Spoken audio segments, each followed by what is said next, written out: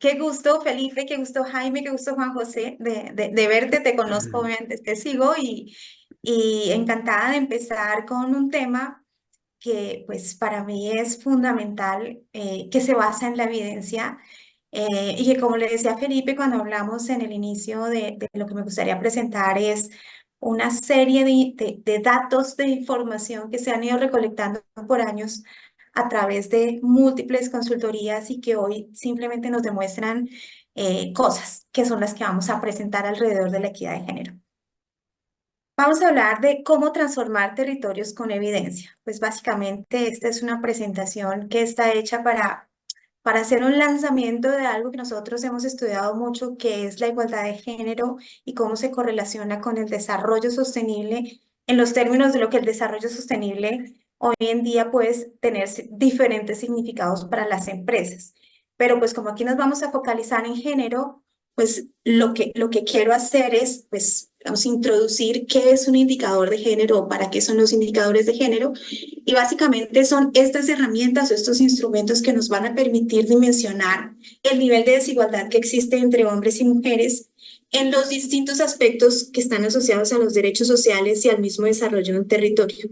Lo que vamos a ver es un indicador que está construido precisamente para hacer una medición frente a aquellas posibles intervenciones, ya sea desde el sector público o desde el sector privado, para focalizar esas intervenciones y que esas intervenciones focalizadas cierren brechas que previamente hayan sido medidas.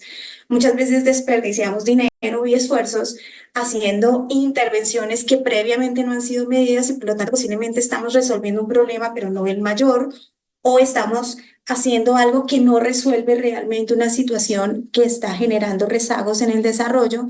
Y pues básicamente en este caso, según como lo decía Juan José, si las mujeres no seguimos hacia adelante cerrando estas brechas y la sociedad además entiende que esto es una necesidad no necesariamente de las mujeres, sino de la sociedad para ser una sociedad mucho más igualitaria y mucho más desarrollada, y tener potencial económico y social que tiene, pues obviamente posiblemente vamos a tener situaciones a futuro donde se sigan ampliando las brechas, que aunque puntualmente, por ejemplo, en educación estamos creciendo las mujeres en participación, pues tenemos un rezago importante y en otros temas también. Según el Foro Económico Mundial, cerrar la brecha de género actual tardaría más de un siglo si no hacemos nada.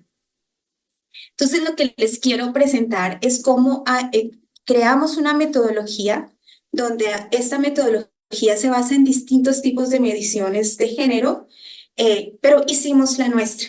Hicimos la nuestra que trae tanto datos duros como datos blandos.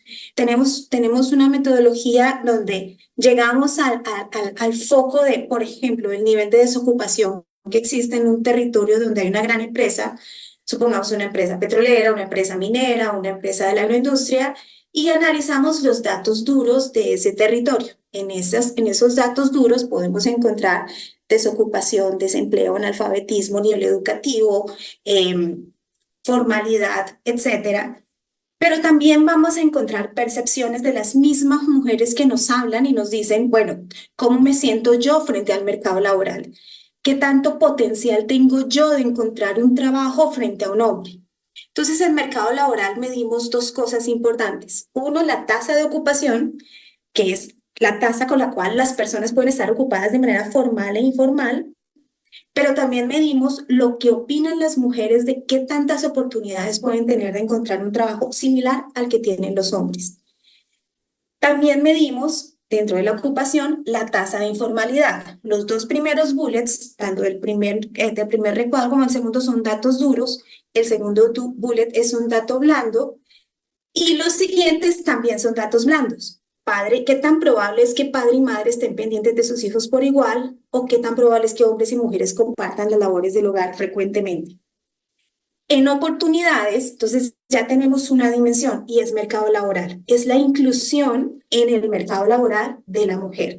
Pero también hay un tema que genera que esa inclusión ocurra o no ocurra de la manera como debería ocurrir, al menos a nivel igualitario, que tiene que ver con oportunidades. Entonces, la siguiente dimensión con la cual diseñamos este índice es oportunidades.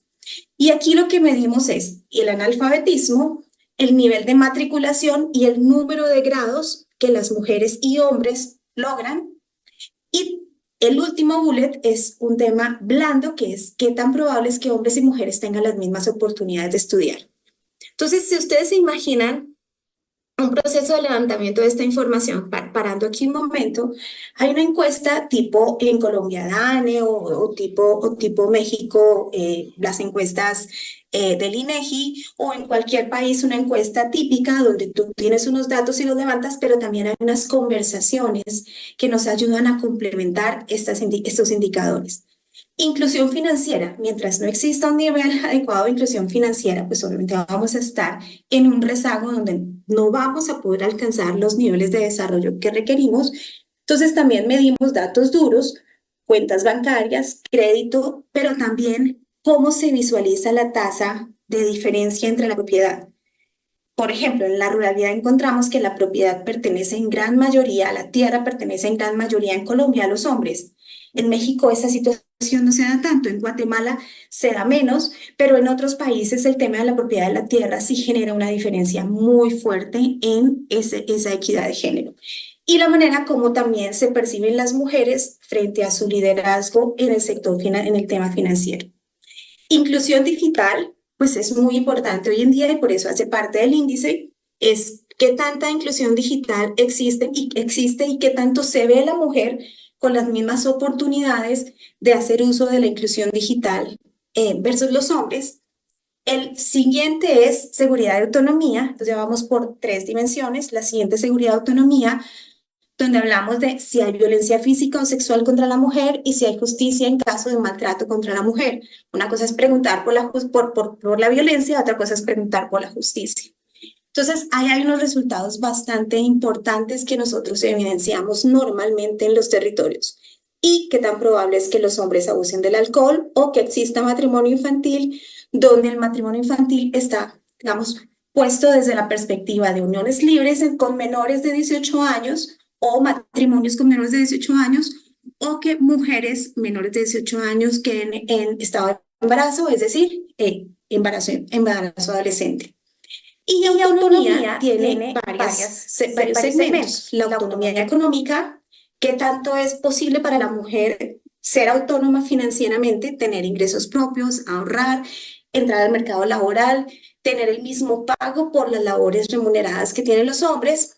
Autonomía sobre el cuerpo, las decisiones y la sexualidad, es decir, qué tan fácil es para una mujer decidir no tener más hijos o tener conocimiento y acceder a los métodos anticonceptivos o separarse de una pareja sin tener problemas o cumplir los sueños o planes a futuro, tener tiempo para sus proyectos, qué tan fácil es para la mujer y qué tan realista es el liderazgo social y político, ser escuchadas igual que los hombres, tener el mismo nivel de participación en los escenarios sociales, políticos y organizativos, crear asociaciones o qué tan en la autonomía, qué tan fácil es para una mujer sentirse segura cuando camina sola. Entonces, este es nuestro índice. Y era lo que le decía a Felipe Jaime en su momento, me encantaría presentarlo porque este índice no está en papel.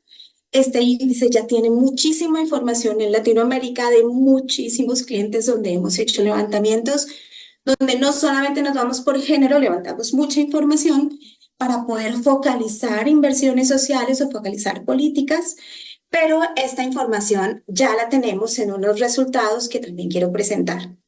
Aquí tengo unas fotografías de un Power BI que también puedo presentar, si me lo permiten, pero básicamente aquí lo que vamos a ver es cómo se visualizan condiciones educativas. Por ejemplo, si yo quisiera contrastar hoy en día estados en México o departamentos en Colombia o estados en Guatemala, podría tener una comparación.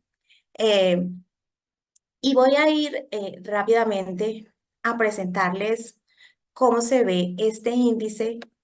Muestra en un promedio que las mujeres que han sido objeto de esta medición versus los hombres están al 65% por debajo de la situación de los hombres. Esto puede decirnos mucho o no puede decirnos tanto si no conozco el territorio.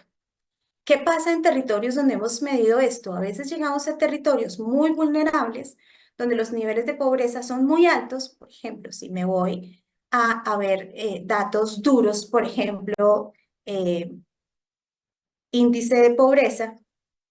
Si viera el índice de pobreza y viera esta situación donde el índice de pobreza de este país, ejemplo, estos son datos reales, pero pues hago anónimo el país, es 36%, pero la pobreza en estos territorios que estamos poniendo como ejemplo es 61%, pues evidentemente tenemos un rezago en unas condiciones de pobreza enormes que hacen que posiblemente cuando mire, por ejemplo, temas asociados a mercado laboral y ocupación,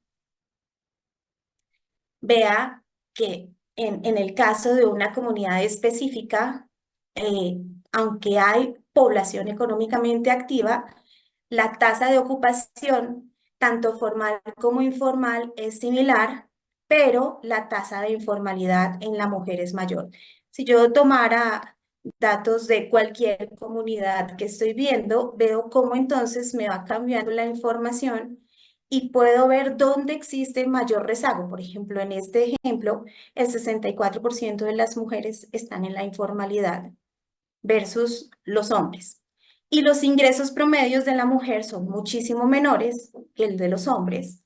Y la formalidad en afiliaciones a pensión, salud, etcétera, primas, es decir, mercado laboral formal, son mucho más bajas en la mujer.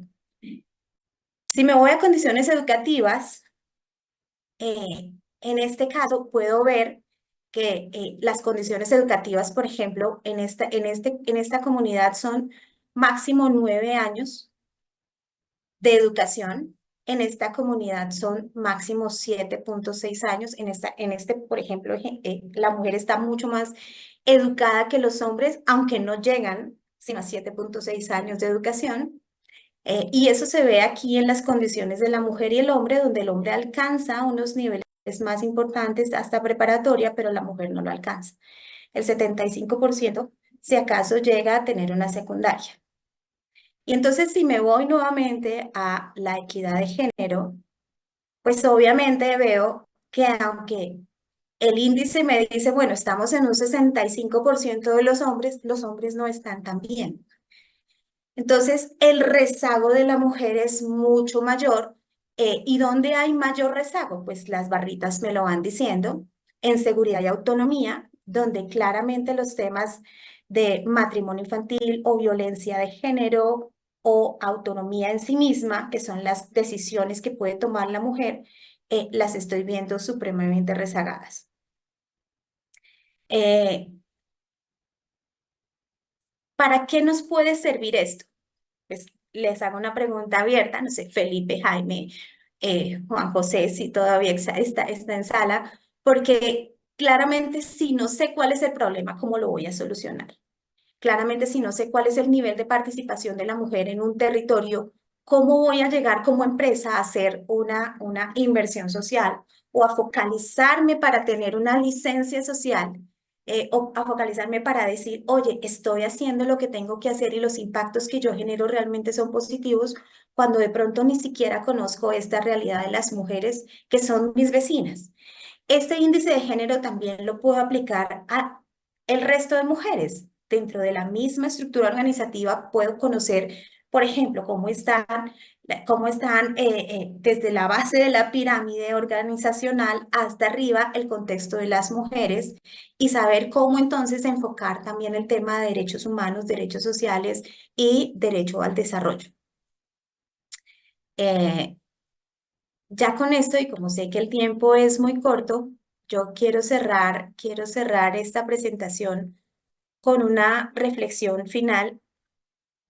Obviamente aquí hay que estudiar muchísimas cosas para poder tomar muy buenas decisiones alrededor del desarrollo y de cómo lograr que estos índices que estábamos viendo, que tienen que ver con la pobreza, con la educación, con la inclusión laboral, con el desarrollo productivo inclusive, eh, sean evidentes a través de un proceso donde ese cierre de brecha se convierta en la realidad.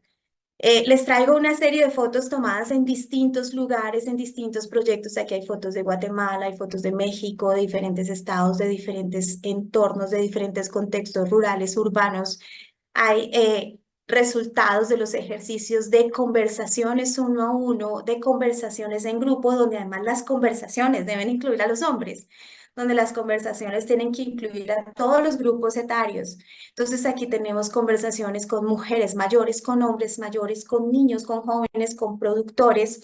Tenemos conversaciones uno a uno para tomar los datos duros. Tenemos conversaciones en general para conocer cuáles son las dinámicas de un territorio y cuál es el rol de la mujer particular en cada uno de esos territorios donde estamos, y que sería muy útil para las empresas entender primero cuál es ese el rol de la mujer, ese contexto cultural, ese contexto de desarrollo, y cómo entonces abordar esas dinámicas teniendo como foco que debería existir un mecanismo, una estrategia, una metodología para que todas estas hermosas mujeres que he conocido a lo largo de los años realmente tengan las mismas oportunidades que los hombres, pero en un principio deben tener un poco más de oportunidades, porque debe focalizarse ese desarrollo social en función de este